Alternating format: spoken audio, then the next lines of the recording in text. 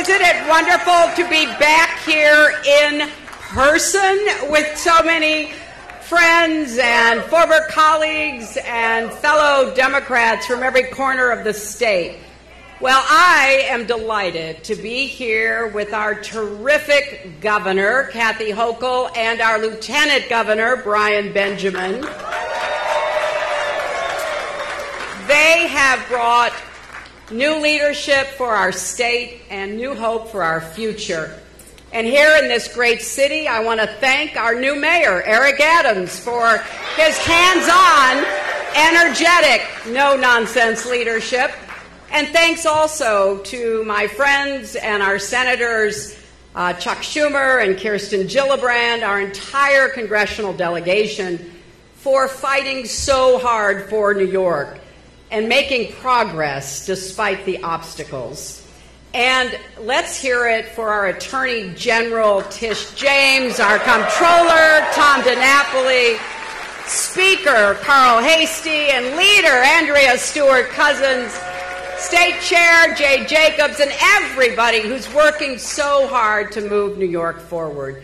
Because, my friends, we need smart, effective, principled leadership now more than ever. Not only in our state, but also in our country and the world. Just think about it. We have lost 65,000 New Yorkers to the pandemic. That is a lot of grieving families and broken hearts.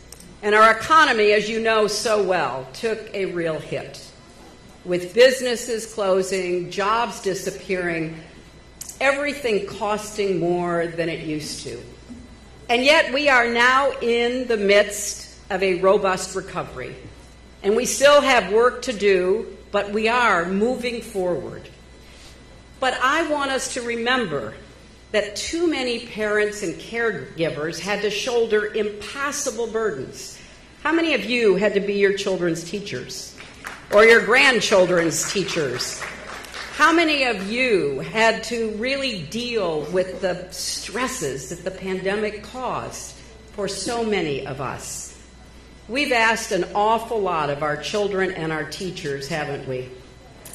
We've asked a lot of our nurses and our doctors and our essential workers who kept our stores open, kept the lights on. In fact, we asked a lot of everyone on the front lines who kept us safe and healthy and working. And we have faced these challenges here in New York at a time when our nation is deeply and dangerously divided. Now, it is one thing to have political disagreements.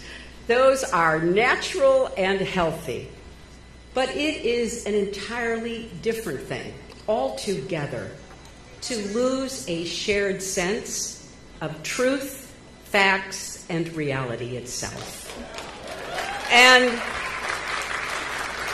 I know many of us hoped that defeating Trump would start to heal our divisions. I certainly did.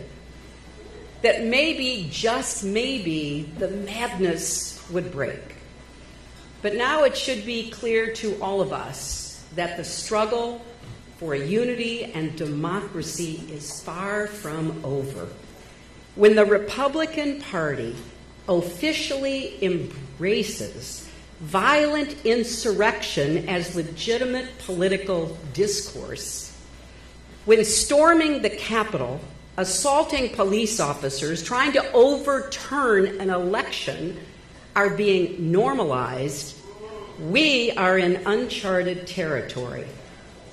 And make no mistake, our adversaries around the world are watching. Republicans are defending coup plotters. They're curbing voting rights at precisely the moment when democracy needs champions, when we should be standing together against autocracies like Russia and China. January 6th last year was a gift to them because they know something we need to remember. America is only as strong as our unity and our democracy allows us to be. That's why New York must be not just the home of the Statue of Liberty, we must be the defenders of liberty. Not just a laboratory of democracy, but a protector of democracy. And we must reject the big lie about the 2020 election and the cover-up of the insurrection of last January 6th.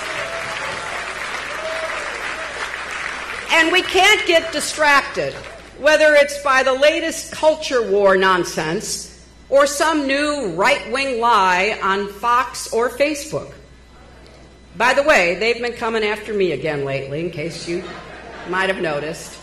It's funny, the more trouble Trump gets into, the wilder the charges and conspiracy theories about me seem to get. So now his accountants have fired him, and investigations draw closer to him, and right on cue, the noise machine gets turned up, doesn't it? Fox leads the charge with accusations against me, counting on their audience to fall for it again. And as an aside, they're getting awfully close to actual malice in their attacks. But as I said, don't get distracted. Don't let the extremes of any or either side throw us off course. Focus on the solutions that matter to voters, not the slogans that only matter on Twitter. Let's offer an alternative vision that inspires and motivates. Let's show that democracy works, that it delivers results for people and makes life better, fairer, and more prosperous for everyone. That's what Joe Biden and Kamala Harris are trying to do every single day. And it's what Kathy Hochul and Brian Benjamin are trying to do right here in New York. In fact, it is what Democrats are running on in this election year. Democrats are fighting for safer communities and healthier families, with more opportunities for our kids and schools that are both open and fully funded. Democrats are fighting for better jobs and higher wages for everyone, for health care and housing that doesn't break the bank, for making life affordable, not just for those at the top. Democrats are fighting for cleaner air to breathe and water to drink, for common sense that tells us vaccines work and climate change is real. Democrats are fighting for the rule of law and for judges who follow it, for the right to vote, the cornerstone of our democracy, for the right to organize, because we need unions now more than ever, for the right for women to make our own health care decisions. Now, all this and more is at stake in this election, isn't it? New York and the country has an important choice to make because Republicans have a very different agenda. Republicans will take tax cuts, like the child tax credit, away from hardworking families and give them to billionaires. Republicans will claim they're on the side of parents and family values, but they will do nothing for actual parents or families, nothing on child care, nothing on paid leave, nothing to help working moms and dads get by and get ahead. They will do nothing to invest in our schools or make college more affordable.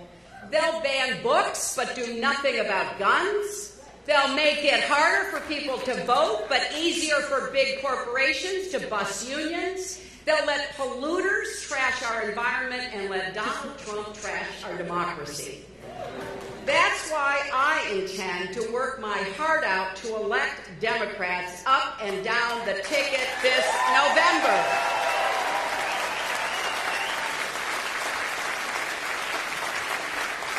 And that is why I am so happy to support Kathy Hochul for a full term as governor of New York.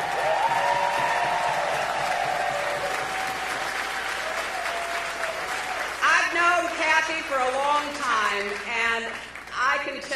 something everybody is learning. No one will work harder for the people of the Empire State. Every county, every community. She is a governor for all of us. And by the way, isn't it about time that the state that gave birth to the women's suffrage movement, the state that has always been at the forefront of progress and reform, isn't it about time we elect a woman as our governor?